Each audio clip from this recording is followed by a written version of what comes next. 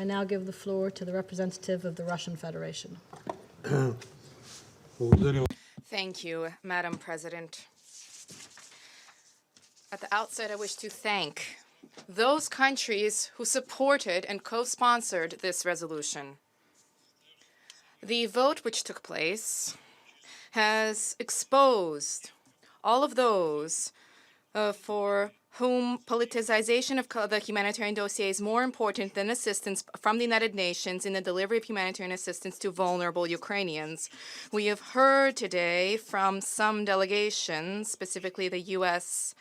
delegation, that they do not wish to participate in any way whatsoever in a resolution that was proposed by the Russian Federation. Then in that case, why did you abstain from it? You could have voted against it. We all understand perfectly well about the true motivations behind your abstention, not exercising the veto right, which would have been possible. It is interesting that there was an excursus into history as to how the situation developed as proposed as we heard from the Mexican representatives who made it seem as if we suddenly, unexpectedly put the resolution to a vote, whereas the initial sponsors of the draft, which we as a whole supported with the exception of the politicized passages, unexpectedly, without exhaustive consultations with members of the Council and specifically with us, were advanced and submitted to the General Assembly, after which we proposed our draft for the Council's consideration. Let's take another look at which actions and measures were taken, prevented our Western Security Council colleagues from agreeing to this for political regions. Our draft contains such key elements as a call for establishment of a ceasefire and the establishment of humanitarian pauses for the purposes of the conduct of safe and unhindered evacuation for civilian population, as well as the possibility for safe and unhindered evacuation from Ukraine for all of those who express a desire to do so without discrimination on any grounds, as well as a call not to attack any critical infrastructure objects, a call not to place heavy military equipment in residential areas and densely populated areas, to ensure the protection of humanitarian medical personnel, due protection for the wounded and the ill, humane treatment of detainees, protection of civilians, and particularly women and children. For this reason, distinguished colleagues, when you hear lament, or at the General Assembly when you lament that for any of the above-mentioned provisions are not being implemented, we will remind you that they were before you, but you refused to vote in favor of them for political reasons. You had a choice and you made your choice. Today, once again, we heard from a number of delegations, accusations leveled at the Russian Federation in preparing for the use of chemical and biological weapons in Ukraine.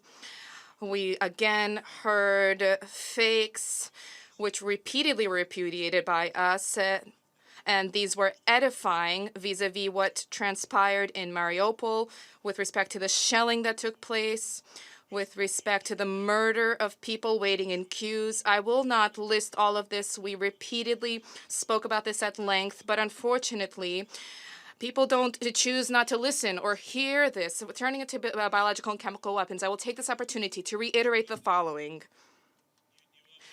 This is an unimaginable accusation leveled at the Russian Federation. Believe us, we have other means of warfare. We have no use for chemical or biological weapons.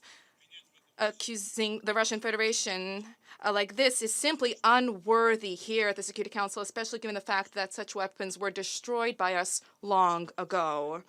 The absence of a Security Council humanitarian resolution, without a doubt, significantly complicates the lives of humanitarian representatives on the ground. It will allow the Ukrainian side to continue to ignore demands for the establishment of a ceasefire for the evacuation of people along humanitarian corridors.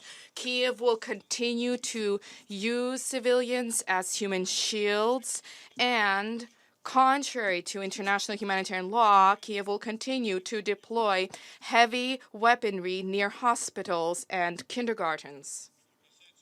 Turning to the delivery of humanitarian assistance, we shall endeavor to resolve this issue as we have done so over the past 8 years for the people of Donbass, whose suffering you prefer to forget. Today we heard the way the UK representative reminded us that we are all one human race. I agree with that. Unfortunately, many countries, including the United Kingdom, fail to remember the other episodes, and I will not list them. It seems today is not the appropriate time to single anyone out. All human lives are invaluable. I could have, but today I will not remind you of what representatives of the country said, including those sitting here at the table, vis-a-vis the deaths of civilians, including children, mass casualties in the context of other conflicts.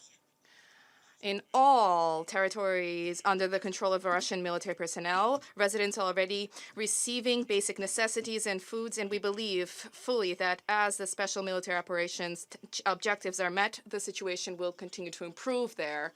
We call upon you not to politicize the humanitarian issue.